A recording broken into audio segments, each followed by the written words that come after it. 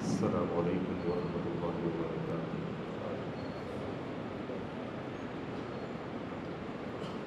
الحمد للہ وحدہ والصلاة والسلام علی من لا نبی بعدہ۔ قال اللہ تعالی فی القرآن المجید والفرقان الحمید: اعوذ باللہ السمیع العلیم من الشیطان الرجیم، واعتصموا بحبل اللہ جميعا ولا تفرقوا واذكروا نعمة الله عليكم إذ كنتم أعداء فألف بين قلوبكم فأصبحتم بنعمته إخوانا رب اشرح لي صدري ويسر لي أمري واحلل عقدة من لساني يفقهوا قولي۔ تمام قسم کی حمد و تعریفات، کبریائی اور بڑائی اللہ وحدہ لا شریک کے لیے ہے کہ جو تنہا اس پوری کائنات کا خالق اور مالک ہے۔ درود و سلام پیغمبر اسلام امام الانبیاء جناب محمد رسول اللہ صلی اللہ علیہ وسلم پر، کہ جن کے ذریعے سے ہدایت کا دین سارے عالم کے اندر پھیلا۔ ان تعریفی کلمات کے بعد میرے محترم بھائیوں، دوستوں، بزرگوں، دینی مجالس یقیناً اللہ رب العالمین کا بہت بڑا انعام ہوا کرتی ہے،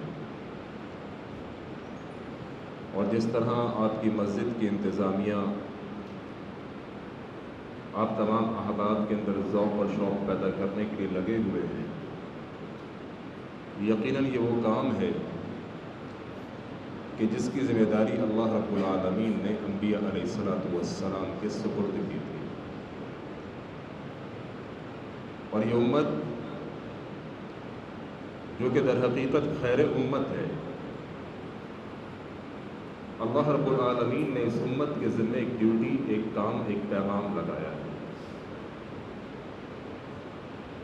اس وجہ سے امت خیر امت ہے، اور وہ ڈیوٹی یہ ہے: کنتم خیر امت اخرجت للناس۔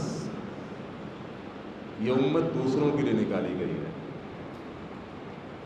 یہ امت خیر امت اس لیے ہے کہ لوگوں کو نیکی کے کام کا حکم دیتی ہے۔ تو اس طرح کی گیدرنگز، لوگوں کو جمع کرنا اور خالص کتاب و سنت کی دعوت دینا، یہ بہت بڑا منہج اور مشن ہے۔ اور جو یہ کام نہیں کرے گا، لوگوں کو دین کی دعوت نہیں دے گا، لوگوں تک خیر کے پیغام نہیں پہنچائے گا، یقیناً وہ ایک بہت بڑی خیر سے محروم ہو گیا، کیونکہ اس امت کی خیر ہونے کی دعوت، خیر ہونے کا پیغام یہی ہے کہ یہ امت نیکی کا حکم دے گی لوگوں کو۔ اور یہ جو دینی گیدرنگز ہوتی ہیں، دینی مجالس ہوتی ہے، میرے نبی علیہ السلام نے فرمایا ایسی دینی گیدرنگز کو اللہ رب العالمین کے فرشتے چاروں طرف سے گھیرے ہوئے ہوتے ہیں، اور یہ فرشتے اتنی بڑی تعداد میں ہوتے ہیں کہ اللہ کے نبی علیہ السلام نے ایگزامپل یوں دی ہاتھ کے اشارے سے: تہ در تہ آسمان کی بلندیوں تک ہے۔ اس وقت یہاں پہ جو رحمانیہ مسجد میں درس ہو رہا ہے، تو یقین کیجئے کہ مجھے اور آپ کو چاروں طرف سے اللہ کے فرشتوں نے گھیرا ہوا ہے، اور یہ فرشتے یوں تہ در تہ، یہ تہ در تہ، یوں آسمان کی بلندیوں تک ہیں، اور یہ تمام کے تمام فرشتے کر کیا رہے ہیں؟ میری اور آپ کی مغفرت کی دعا کر رہے ہیں کہ اللہ رحمانیہ مسجد کے اندر جو لوگ بیٹھ کے درس قرآن سن رہے ہیں، ان کی بخشش فرما، ان کی مغفرت فرما۔ تو کتنی بڑی خیر کا کام ہے کہ اگر رب کی نورانی مخلوق میرے اور آپ کے لیے اللہ سے میری اور آپ کی مغفرت کے لیے دعا گو ہو، کتنی بڑی سعادت کی بات ہے۔ بعض لوگ یہ کہتے ہیں کہ فرشتوں کی اتنی بڑی جماعت تو صرف اس وقت محمود آباد کی ایک رحمانیہ مسجد میں ہے، تو فرشتے کتنے ہیں؟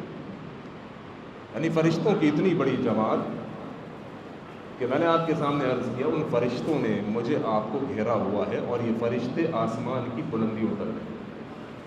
تو بھائی، پوری دنیا میں واحد ایک رحمانیہ مسجد تو نہیں ہے کہ جس کو اس وقت فرشتوں نے اپنے گھیرے میں لے ہوا ہو۔ یا صرف رحمانیہ مسجد محمود آباد میں درس ہو رہا ہے؟ ایسا تو نہیں ہے۔ آپ کے محمود آباد کے اندر ہی بہت ساری مساجد کے اندر اس وقت درس قرآن ہو رہا ہوگا۔ آپ کے شہر کراچی کے اندر اس وقت کئی مساجد کے اندر سینکڑوں مساجد میں اس وقت درس ہو رہا ہوگا۔ پورے ملک پاکستان، پورے ملک کے اندر ہزاروں اور لاکھوں جگہوں پہ اس وقت درس ہو رہا ہوگا۔ پوری دنیا کے اندر نہ جانے ہزاروں لاکھوں کتنی جگہوں کے اوپر اس وقت درس ہو رہا ہوگا۔ تو یہ اللہ کے فرشتے کتنے ہیں؟ اللہ اکبر۔ میرے نبی نے فرمایا درس کی مجلس کو رب رحمان کے فرشتے چاروں طرف سے گھیرے ہوئے ہوتے ہیں، اور ان کی تعداد کتنی ہے کہ زمین سے آسمان کی بلندیوں تک ہوتے ہیں۔ نبی مہربان جناب محمد رسول اللہ صلی اللہ علیہ وسلم نے فرمایا، 7ویں آسمان کے اوپر ایک مسجد ہے، اس مسجد کا نام ہے بیت المعمور۔ اس مسجد کے اندر ایٹ اے ٹائم، ایک وقت کے اندر نبی مہربان صلی اللہ علیہ وسلم فرماتے ہیں 70,000 فرشتے نماز پڑھتے ہیں ایک وقت میں۔ اور میرے آقا کریم جناب محمد رسول اللہ صلی اللہ علیہ وسلم فرماتے ہیں جن 70,000 فرشتوں نے ایک بار اس مسجد میں نماز پڑھ لی، اب قیامت تک ان کی باری دوبارہ نہیں آئے گی، اتنے فرشتے۔ تو رب رحمان کی نورانی مخلوق اس وقت میرے اور آپ کے لیے رب رحمان سے دعا گو ہے، اللہ ان کی مغفرت فرما۔ معمولی مجلس نہیں ہے، بہت عظیم الشان مجلس ہے، اور اللہ سب کو چنتا بھی نہیں، اللہ سب کو پسند بھی نہیں کرتا۔ جن کو اللہ رب العالمین پسند فرماتے ہیں، جن کو اللہ چنتے ہیں، وہ اللہ کے دین کی بات سننے کے لیے جمع ہوتے ہیں، ورنہ کتنے ہی لوگ اس وقت کے جواب درس قرآن سن رہے ہیں، کتنے ہی لوگ اس وقت ایسے ہوں گے جو ٹی وی کے آگے بیٹھے ہوئے ہوں گے، فلم ٹی وی ناچ گانا دیکھ رہے ہوں گے، کتنے ہی لوگ اس وقت کے جواب درس قرآن کی مجلس اور محفل کے اندر موجود ہیں، کتنے ہی لوگ ایسے ہوں گے جو اس وقت زناکاری کے اندر مبتلا ہوں گے، کتنے ہی لوگ جواب رب کی کتاب قرآن مجید کا پیغام سننے آئے ہیں، اس وقت کتنے ہی لوگ شراب خوری کے اندر مبتلا ہوں گے، کتنے ہی اللہ کی بغاوتوں میں مبتلا ہوں گے۔ تو آپ رب کے پسندیدہ بندے ہیں کہ جنہیں اللہ رب العالمین نے اپنے گھر کے لیے پسند کیا، جو چل کر آئے ہیں اور ایک بہت بڑے فرض کی ادائیگی کی نماز کی صورت میں، اور اس کے بعد اللہ کی کتاب کا پیغام سننے کے لیے جمع ہے، دوسرا کوئی مقصد نہیں۔ نہ یہاں پر درہم و دینار کی کوئی تقسیم ہونی ہے، نہ ڈالر روپیہ پاؤنڈ کی کوئی بات ہونی ہے، نہ یہاں پر کسی کی زمین کے جھگڑے نمٹائے جائیں گے، نہ کوئی فیصلہ ہونا ہے۔ اللہ کی قسم سوائے قرآن حدیث بیان کرنے کے دوسری کوئی نہ نیت، نہ کوئی مسئلہ ہے۔ اور میرا خیال ہے آپ کے تو درس کے بعد بریانی والا سلسلہ بھی نہیں ہوتا، ایسے ہی ہے نا؟ تو بریانی کی نیت بھی نہیں ہے الحمدللہ۔ ایک جگہ پر درس کے لیے گیا میں لاٹھی، وضو خانے میں وضو کر رہا تھا، اب وہ دو دوست تھے آپس میں، ان کو پتہ نہیں یہی مولوی ہے جس نے درس دینا ہے، اب وہ آپس میں ڈسکشن کر رہے ہیں، اب رک جا یار، درس کے بعد بریانی ہے۔ تو یہاں پر ایسا کوئی سلسلہ بھی نہیں، یعنی نیتوں میں کوئی فالٹ نہیں ہے، خالص نیت کتاب و سنت کو سننے کی۔ میرے محترم بھائیو، قرآن مجید کی جو آیت آپ کے سامنے پڑھی ہے، رب رحمان اس آیت کے اندر اتحاد امت کی دعوت دیتے ہیں، جو کہ آج ہمارے اندر سے رخصت ہو چکی ہے۔ اللہ رب العالمین امت کو متحد دیکھنا چاہتے ہیں۔ یہ جو امت آج پارا پارا ہو چکی ہے، تقسیم ہو چکی ہے گروہ در گروہ، اللہ رب العالمین چاہتے ہیں یہ امت متحد ہو جائے۔ اس لیے اللہ رب العالمین نے وہ کتاب جو کہ درس انقلاب ہے، وہ کتاب جو کہ رہبر اور رہنما ہے، اس کتاب کے اندر اللہ رب العالمین اتحاد کی دعوت دیتے ہوئے فرماتے ہیں وَاعْتَصِمُوا بِحَبْلِ اللَّهِ جَمِيعًا، لوگو تم سب مل کے اللہ کی رسی کو مضبوطی کے ساتھ تھام لو۔ اور اللہ کی رسی سے کیا مراد ہے؟ قرآن و حدیث۔ یاد رکھیے گا میری بات، اتحاد کی رٹ سب لگاتے ہیں، اچھی بات ہے، ہونا چاہیے، لیکن اتحاد ہو سکتا ہے کتاب و سنت کے موقف کو اپنانے کے بعد۔ آپ کہیں میری اپنی تیری اپنی، نہیں، ایسا نہیں ہوگا۔ اتحاد ضرور ہوگا، لیکن اتحاد کتاب و سنت کے اوپر ہوگا جس کے اوپر سب کا اتفاق ہے۔ اور میرے نبی علیہ الصلوۃ والسلام نے در حقیقت انتقال سے کچھ روز پہلے کی بات ہے، امت کو ایک نصیحت کی، بلکہ وصیت کی۔ موطا امام مالک کے اندر یہ حدیث موجود ہے، پیغمبر اسلام جناب محمد رسول اللہ صلی اللہ علیہ وسلم نے فرمایا ترکت فیکم امرین، لوگوں تمہارے درمیان دو چیزیں چھوڑ کر جا رہا ہوں، لن تضلوا، تم ہرگز گمراہ نہ ہونے پاؤ گے، ما تمسکتم بہما کتاب اللہ و سنتی، جب تک تم تمسک اختیار رکھو گے، جب تک تم چمٹے رہو گے قرآن اور حدیث سے، تمہیں کوئی گمراہ نہیں کر سکتا۔ لہذا قرآن و حدیث سے چمٹنے والے، قرآن و حدیث کو پکڑنے والے، قرآن و حدیث کو لازم رکھنے والے کبھی گمراہ نہیں ہوں گے، اور یہی دعوت رب نے قرآن میں دی، وَاعْتَصِمُوا بِحَبْلِ اللَّهِ جَمِيعًا۔ لوگوں کوئی بھی ہو، کسی رنگ و نسل، کسی گروہ، کسی قبیلے سے تعلق رکھتے ہو، وَاعْتَصِمُوا بِحَبْلِ اللَّهِ جَمِيعًا، سب کے سب اس قرآن و حدیث کے پرچم تلے جمع ہو جاؤ، اللہ کی رسی کو مضبوطی سے تھام لو، یہ خیر کا کام ہے۔ وَاذْكُرُوا، یاد کرو وقت، کون سا وقت؟ اسلام کی دعوت آنے سے پہلے کا وقت، جب لوگ ایک دوسرے کے خون کے پیاسے ہوا کرتے تھے، وہ وقت کہ جب پانی پینے پلانے کے مسئلے کے اوپر، جانوروں کے مسئلوں کے اوپر جنگیں چلتی تھیں، اور وہ جنگیں سالہ سال چلتی تھیں، اور سینکڑوں لوگ اس جنگ کی نظر ہو جاتے۔ وَاذْكُرُوا، یاد کرنا ذرا وہ وقت، اذ کنتم اعداء، جب تم آپس میں ایک دوسرے کے دشمن ہوا کرتے تھے، جب تم ایک دوسرے سے دست و گریبان ہوا کرتے تھے، فَأَلَّفَ بَيْنَ قُلُوبِكُمْ، اللہ نے انعام کیا، اللہ نے تمہارے دلوں میں آپس میں ایک دوسرے کے لیے محبتوں کو ڈال دیا۔ وہ جو ایک دوسرے کے جان لینے پر تلے ہوئے تھے، پھر ایک دوسرے کے لیے جان دینے کو تیار ہو گئے۔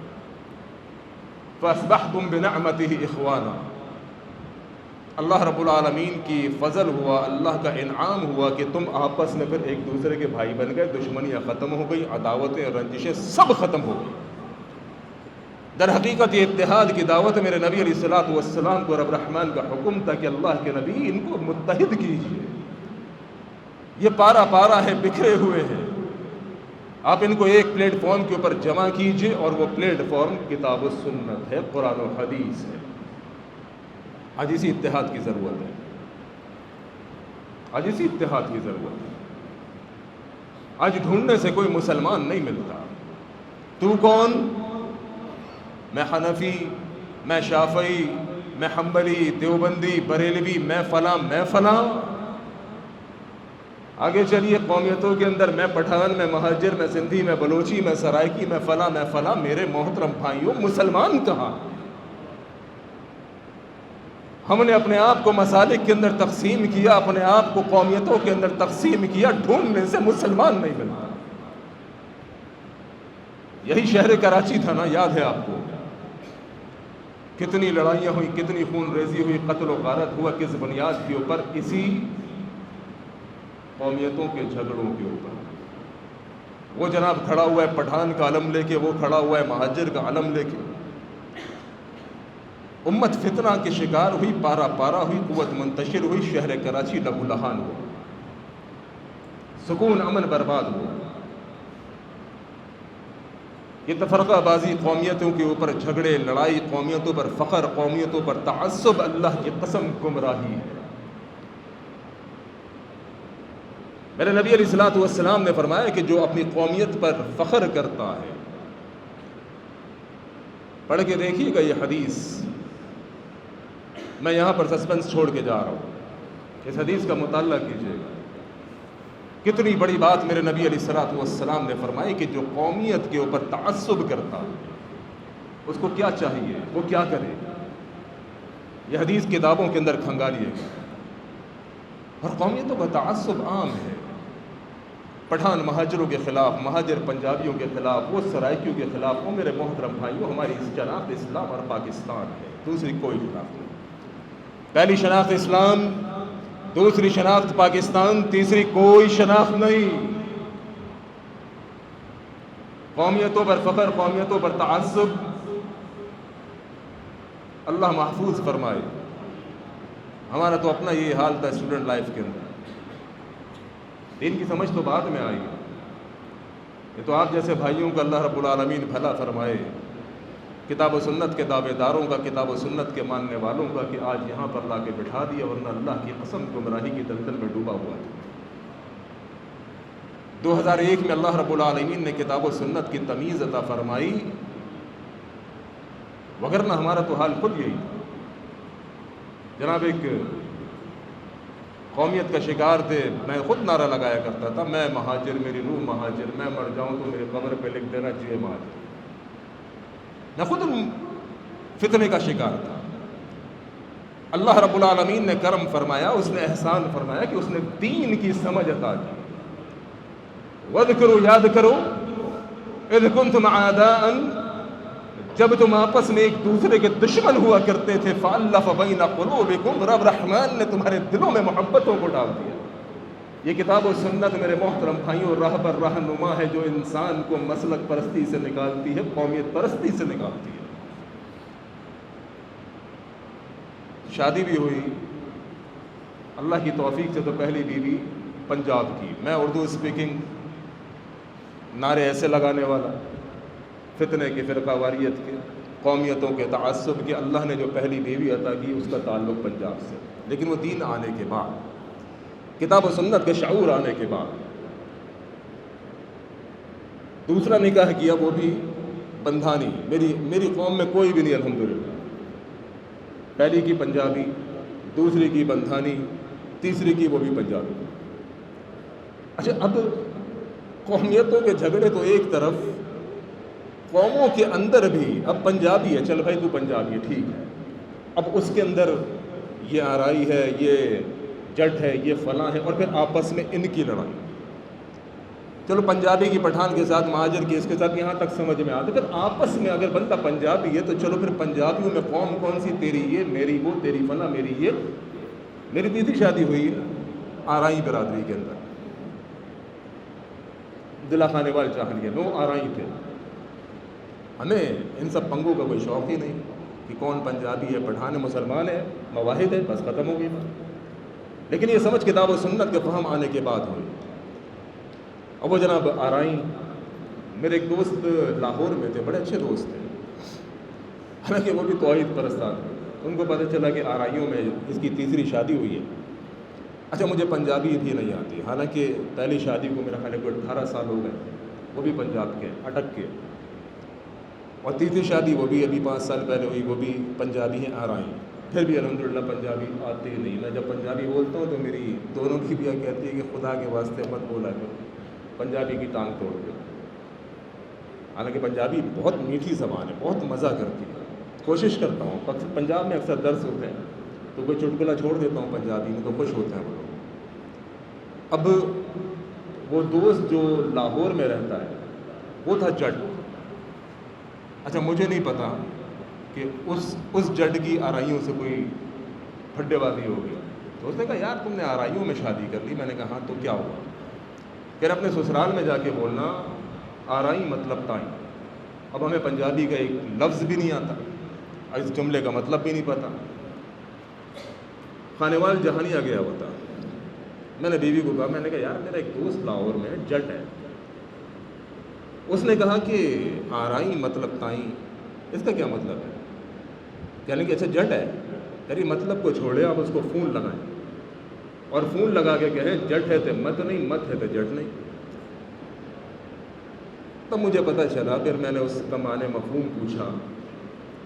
بات بتانے کا مقصد یہ ہے، قومیتوں کے چکر میں پڑھ کے پھر قومیتوں میں جو قوم ہے ان میں بھی قوم، یعنی مسلمان تقسیم در تقسیم ہوتا چلا گیا. قوت کھوئے گی کہ نہیں کھوئے گی؟ رب رحمان نے فرمایا کہ اگر تم اسی چکروں میں پڑے رہے، قومیتوں کے چکروں میں، مسلکوں کے چکر میں، اپنے اپنے چکر بنا کے، تو کیا ہوگا نقصان؟ فَتَفْشَلُوا وَتَذْهَبَ رِيحُكُمْ، تمہاری ہوائیں اکھڑ جائیں گی، تم کمزور ہو جاؤ گے، دشمن سے لڑنے کے قابل نہیں رہو گے۔ میں سوچتا ہوں ایک بات، آج ہم ایک دوسرے کو مسلمان تصور کرنے کو تیار نہیں، میری مسجد الگ تیری الگ، تو میری مسجد میں نہیں میں تیری مسجد میں نہیں، تو کافر میں فلاں وہ فلاں۔ آج میں مسلمان کو مسلمان ماننے کو تیار نہیں، لیکن اللہ جانتا ہے کافر ہم سب کو مسلمان سمجھتا ہے، وہ کافر ہر بندے کو ہم میں سے مسلمان سمجھتا ہے، مسلمان مانتا ہے، لیکن میں مسلمان کو مسلمان ماننے کو تیار نہیں ہوں۔ افغانستان پہ حملہ ہوا 2001 میں، آپ کو یاد ہوگا، 9/11 کے واقعے کے بعد افغانستان پر امریکہ بہادر 52 ممالک کا اتحاد لے کر آیا۔ اکیلا تو لڑنے کی ہمت تھی نہیں، ہم پھڈے میں کہتے ہیں نا، ہمت ہے تو اکیلے آ، لڑائی میں ہوتا ہے ہمت ہے تو اکیلے آ۔ وہ 52 ممالک کا اتحاد لے کے، کم ہمت 52 ممالک کا اتحاد لے کے افغانستان پر آیا۔ اچھا، جب وہ افغانستان کے اوپر چڑھ دوڑا 52 ممالک کا اتحاد لے کر، مجھے سچ بتائیے گا، اسے معلوم تھا کہ افغانستان میں بسنے والا پٹھان کون ہے، مہاجر کون ہے، فلاں کون ہے، دیوبندی کون ہے، بریلوی کون ہے، اہل حدیث کون ہے؟ اسے کوئی تمیز تھی اس بات کی؟ نہیں تھی، اسے پتہ ہی نہیں، اسے پتہ ہی نہیں کہ جناب ان کی تو نمازیں ایک دوسرے کے پیچھے نہیں ہوتی، اس کو نہیں پتہ، اس کو پتہ ہی نہیں اس بات کا کہ قومیتوں کے تعصب کے اندر غرق لوگ ہیں۔ اسے بس اتنا پتہ ہے کوئی بھی ہو یہ مسلمان ہے اور اسلام کو تباہ کرنا ہے، مسلمان کی قوت کو پارا پارا کرنا ہے۔ اس نے ہم سب کو مسلمان سمجھا، لیکن ہم ایک دوسرے کو مسلمان سمجھنے کو تیار نہیں۔ میرے محترم بھائیوں، اتحاد کی ضرورت ہے، اتحاد کی ضرورت ہے۔ کل ایک جگہ درس تھا لیاقت آباد سیون ایریا میں، باب الاسلام مسجد میں، بھائی میرے ساتھ تھے، جریز صاحب۔ اب پیچھے سے ہم پروگرام کرتے ہوئے آ رہے تھے ڈیفینس سے، مغرب کا ہم نے ڈیفینس میں پروگرام کیا، عشاء کا پروگرام تھا سیون ایریا لیاقت آباد باب الاسلام مسجد میں۔ وہاں پہ ہم جلدی پہنچ گئے، 8:45 بجے۔ اچھا، وہاں پہ جب پہنچے تو پتہ چلا کہ نماز 9:30 بجے۔ تو جن صاحب نے ہمیں انوائٹ کیا تھا پروگرام کے لیے، وہ کہنے لگے کہ جی ایک کام کرتے ہیں، کھانا تو بعد میں بھی کھانا تھا، اب ٹائم ہمارے پاس موجود ہے آدھا پونا گھنٹہ، تو کھانا ہم پہلے کھا لیتے ہیں۔ میں نے کہا آپ کی بڑی نوازش، لیکن ہم جہاں سے مغرب کا پروگرام کر کے آ رہے ہیں، میزبانی کا شرف کو حاصل کر چکے ہیں۔ کہنے کہ نہیں، تھوڑا موقع ہمیں دیجیے۔ میں نے کہا چلے ٹھیک ہے، کچھ ٹھنڈا ہو جائے۔ لسی پینے چلے گئے۔ لسی پینے کے دوران میزبان صاحب فرمانے لگے کہ شیخ صاحب یہ بتائیے امت متحد کیسے ہوگی؟ ایسے ہی تھا بھائی جنید صاحب، یہ ساتھ چلے، کہنے لگے یہ بتائیے امت متحد کیسے ہوگی؟ ہمارے اندر بہت فاصلہ ہو چکا ہے، ایک ہی مسجد میں نماز پڑھتے ہیں، ایک ہی جگہ پر ہاتھ باندھتے ہیں، لیکن اتنے اختلافات ہمارے اپنے اندر۔ میں نے کہا چلیں یہ آپ نے مجھے ٹاپک دے دیا، اس پہ بات انشاءاللہ درس میں ہوگی اور میں بتاؤں گا کہ امت متحد کیسے ہوگی۔ درس شروع ہوا۔ درس میں نے کہا کہ بھائی بڑے تشویش میں تھے کہ امت متحد کیسے ہوگی۔ میں نے کہا یقین کیجئے کہ پاکستان کی بات ابھی چھوڑ دیتے ہیں، دوسرے مسالک کی بات بھی چھوڑ دیتے ہیں، اپنی بات کرتے ہیں۔ سچ بتائیے، مسجد میں آتے ہیں، قدم سے قدم ملاتے ہیں، دل سے دل نہیں ملا ہوا۔ قدم سے قدم ملائیں گے، دل سے دل نہیں ملا ہوا۔ برابر میں جو میرا بھائی آ کر کھڑا ہو رہا ہے، نام ہے عبداللہ عبدالرحمن، مواحد توحید پرست، قدم سے قدم بھی ملایا ہوا ہے، لیکن دل میں قدورتیں، نفرتیں رکھی ہوئی ہیں۔ کیا ہم پوری قوم کی بات کریں، کیا پورے ملک کی بات کریں؟ میرے محترم بھائیوں، ہم ایک مسجد میں نماز پڑھنے والے آپس میں ایک دوسرے کو معاف کرنے کو تیار نہیں۔ ایک دوسرے کو معاف کرنا سیکھیے۔ میں نے کہا کہ یار بات یہ ہے، یہ جو قوم ہے نا، پاکستانی قوم، خصوصاً پاکستانی قوم، ویسے تو ہر جگہ پر ہی اپ ڈاؤن رہتا ہے، لیکن پاکستانیوں کی ایک خاص عادت یہ ہے کہ ایک دوسرے کو برداشت نہیں کرتے. میرا چونکہ پیشہ حکمت کے حوالے سے بھی ہے، روحانیت کے حوالے سے بھی ہے، تو میرے کلینک میں اکثر مریض آتے ہیں، حکیم صاحب فلاں حاسد ہے اور فلاں بندہ بہت حسد کرتا ہے ہم سے. تو میں ایک بات کہتا ہوں دیکھیں، واقعتاً حسد بہت زیادہ ہے اس معاشرے کے اندر، اس کو مجھ سے زیادہ کوئی نہیں جانتا. میں خود بہت بڑے حاسدین کا شکار ہوں. اللہ ہم سب کو اپنی پناہ میں رکھے. اسی لیے 3 قل صبح شام پڑھنے چاہیے تاکہ حاسدین کی حسد سے محفوظ رہا جا سکے. میں نے کہا دیکھیں ایک بات یاد رکھیے گا، حاسد دور کا نہیں ہوتا، حاسد قریبی ہوتا ہے. حاسد قریبی ہوتا ہے، حاسد اپنا ہوتا ہے، جاننے والا ہوتا ہے. مثال کے طور پہ یہ بھائی بیٹھا ہوا ہے، اب یہ لینڈ کروزر گاڑی لے لے، میرے اوپر کوئی اثر نہیں پڑے گا کیونکہ میں اس کو جانتا ہی نہیں. مجھے معلوم ہی نہیں کہاں رہتا ہے، کون سی گاڑی سے اترتا ہے، کون سے بنگلے میں رہتا ہے، کیا کھاتا ہے، کیا پیتا ہے، مجھے کوئی فرق نہیں. لیکن وہ بندہ جو میرے قریب ہے، جسے میں جانتا ہوں، جس کے ساتھ میرا اٹھنا بیٹھنا ہے، لینا دینا ہے، سونا جاگنا ہے، جو میرا اپنا قریب کا ہے، وہ حاسد ہوگا کیونکہ وہ سب کچھ دیکھ رہا ہے. دیکھیں یوسف علیہ السلام نے خواب دیکھا. خواب دیکھ کے بابا جان سے ذکر کیا، ابا جان خواب دیکھا ہے، اور خواب میں خوشخبری تھی. یوسف علیہ السلام کے والد نے کیا کہا کہ اس خواب کا ذکر اپنے بھائیوں سے نہ کرنا، کہ خواب میں خوشخبری تھی. کہ اس خواب کا ذکر اپنے بھائیوں سے نہ کرنا. معلوم چلا کہ حاسد گھر کے اندر بھی ہو سکتا ہے، حاسد کوئی اپنا بھی ہو سکتا ہے. یہ قوم بری طرح سے میرے محترم بھائیوں حسد کا شکار ہو چکی ہے. نہ خود بننا ہے، نہ کسی کو بننے دینا، نہ خود پنپنا ہے، نہ کسی کو پنپنے دینا. ایک واقعہ میں سن رہا تھا، 3 دوست تھے، 3 دوست، ایک پاکستانی، ایک افریقی اور اسی طرح سے تیسرا بنگالی. پاکستانی، افریقی اور بنگالی. یہ تینوں ایک جگہ سے گزر رہے تھے، تو وہاں پر جنگل تھا. ایک پری کا گزر ہوا.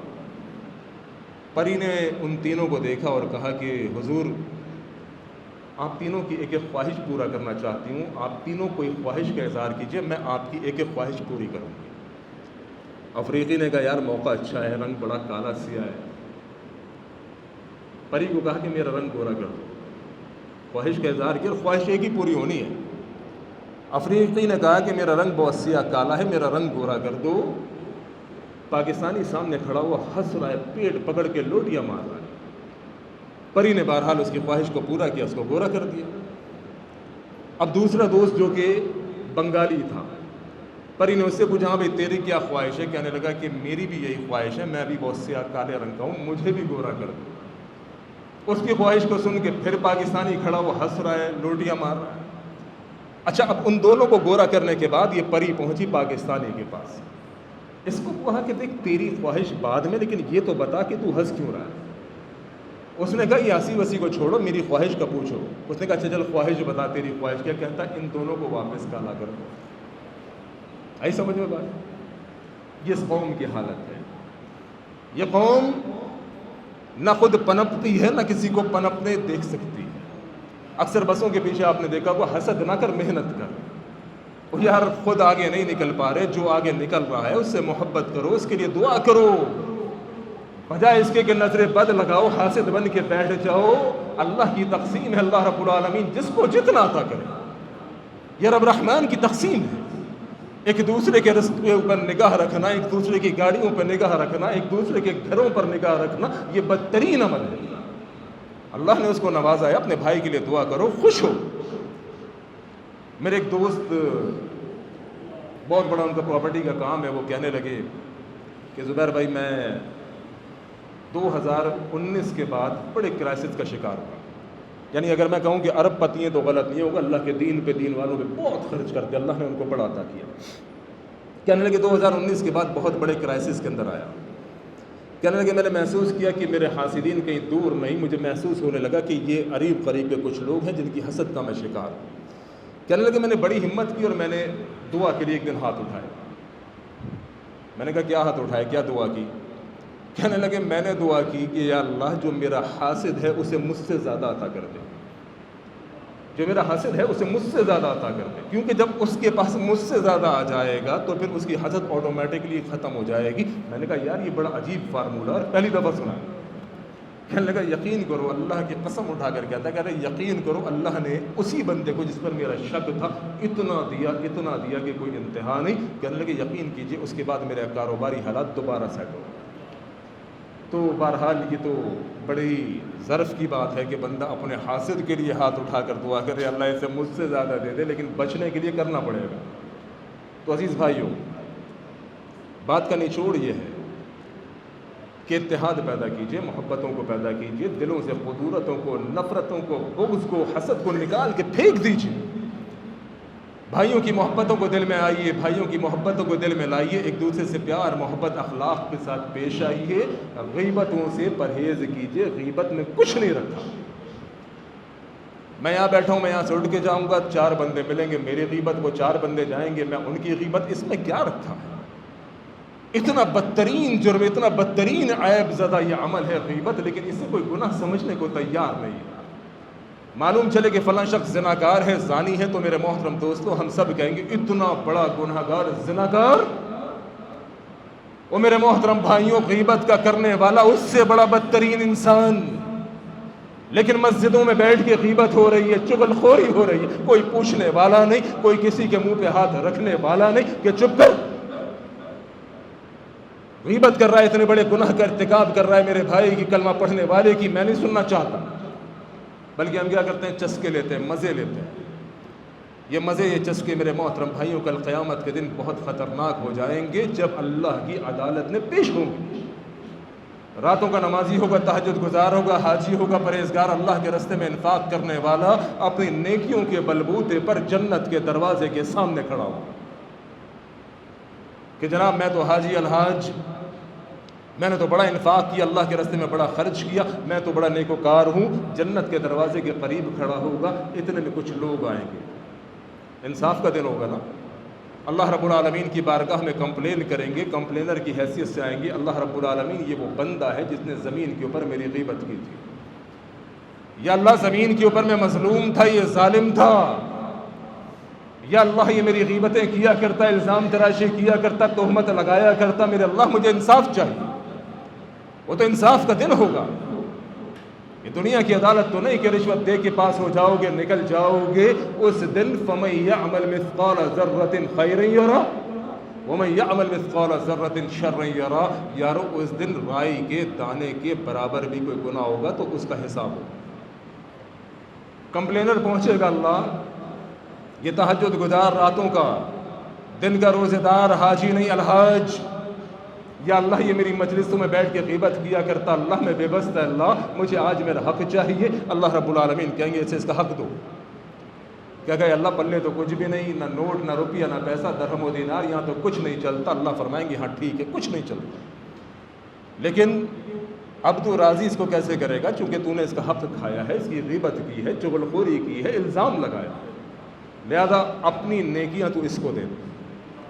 بڑی محنت سے جو نیکیاں کمائی تھی رات کو تہجد پڑھ کے، بڑی محنتوں سے روپیہ پیسہ خرچ کر کے حج کرنے کے لیے گیا تھا، وہ تمام کی تمام نیکیاں اس کو دے۔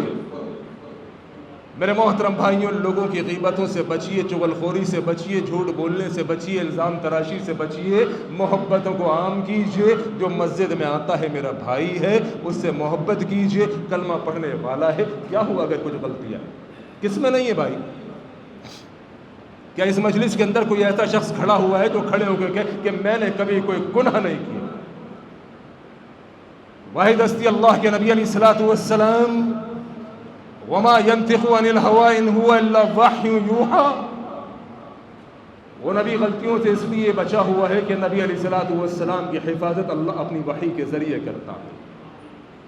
لیکن نبی کے علاوہ کوئی بھی ہو، کل بنی آدم خطاء، وہ آدم کی ساری اولاد خطا کار ہے۔ میرے محترم بھائیوں، شکر اس بات پہ ادا کرو کہ اللہ نے میرے گناہوں پر، عیبوں پر پردہ ڈالا ہوا ہے۔ دوسروں کے گناہوں کو، عیبوں کو مارکیٹ کے اندر پرچار کرنے والا، کبھی اس بات کو سوچے اپنے گریبان میں جھانک کر کہ میرے جو اتنے صبح سے شام تک کے گناہ ہیں لوگوں کو نہیں معلوم، اللہ نے چھپائے ہوئے پردہ ڈالا ہوا ہے. اگر اللہ میرے گناہوں کا لوگوں کے سامنے پرچار کر دے، میں بھری مسجد میں کسی کو منہ دکھانے کے قابل نہیں بچوں گا، کیونکہ اتنے گناہ تو خود میرے اپنے اندر ہیں. اللہ نے انعام کیا، کرم کیا کہ میرے گناہوں کو لوگوں سے چھپایا ہوا ہے. میں اترا رہا ہوں، اکڑ رہا ہوں، سامنے والے کو بے عزت کر رہا ہوں. امام شافعی رحمہ اللہ فرمایا کرتے تھے، جس نے بھائی کو، مسلمان کو 10 لوگوں کے درمیان بٹھا کے نصیحت کی، فرمایا اس نے مسلمان کو ذلیل کیا. جس نے نصیحت بہتان کی بات نہیں کر رہا، غیبت کی بات نہیں کر رہا، جس نے 10 لوگوں کے درمیان بٹھا کے کسی کو نصیحت کی، امام شافعی نے فرمایا رحمہ اللہ کہ اس نے اپنے مسلمان بھائی کو ذلیل کیا. جس نے نصیحت کی تنہائی میں، خلوت کے اندر، اس نے نصیحت کا حق ادا کیا. حدیث سیرت اٹھا کے دیکھیے، اللہ کے نبی کی نصیحت کے 2 ہی طریقے ملیں گے. ایک طریقہ خلوت میں، تنہائی کے اندر اکیلے لے جا کے اس کو اس کی غلطی کا احساس دلایا جائے. اور دوسرا نصیحت کا طریقہ اللہ کے نبی کا آپ کو یہ ملے گا کہ مجلس لگی ہوئی ہے، اللہ کے نبی ممبر پر بیٹھے ہوئے، اطلاع ملی اس مجلس کے اندر ایک ایسا شخص ہے جو نمازوں میں سستی کرتا ہے، ایک ایسا شخص ہے جو نمازوں میں غفلت کر رہا ہے، یا کوئی اور مسئلہ.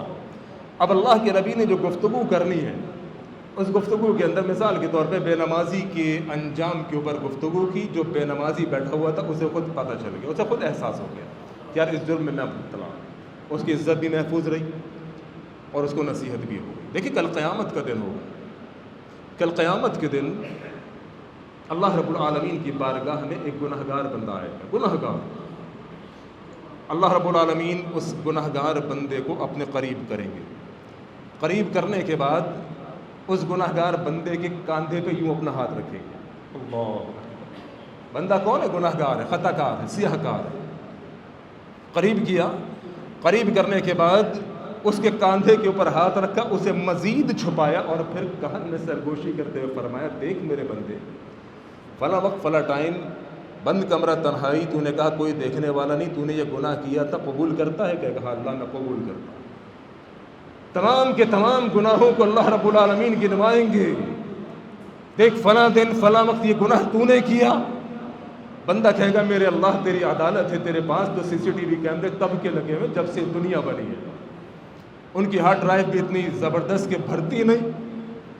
بندہ تمام کے تمام گناہوں کا اقرار کرے گا. اقرار کے بعد اللہ رب العالمین فرمائیں گے جا تجھے جنت انعام دی. بندہ حیران کہے گا میرے اللہ جب میرا انٹرویو چل رہا تھا، جب آپ مجھ سے پوچھ رہے تھے کہ یہ گناہ تو نے کیا، یہ گناہ تو نے کیا، یہ گناہ تو نے کیا، اللہ میں خوفزدہ تھا لیکن اقرار کرنے پر مجبور تھا کہ تو مالک الملک ہے، تو عالم الغیب ہے، تجھے سب اطلاع ہے، تو سامنے جھوٹ بولنے کا فائدہ کچھ نہیں. اللہ لیکن جب میں اپنے گناہوں کو ایکسیپٹ، ایڈمٹ، قبول کر رہا تھا، میں پریشان تھا کہ نہ جانے اب ہونا کیا ہے. اللہ میرے گناہوں کی گواہی مجھ سے لینے کے بعد تو مجھے جنت کا حقدار بنا، اس کی وجہ کیا ہے؟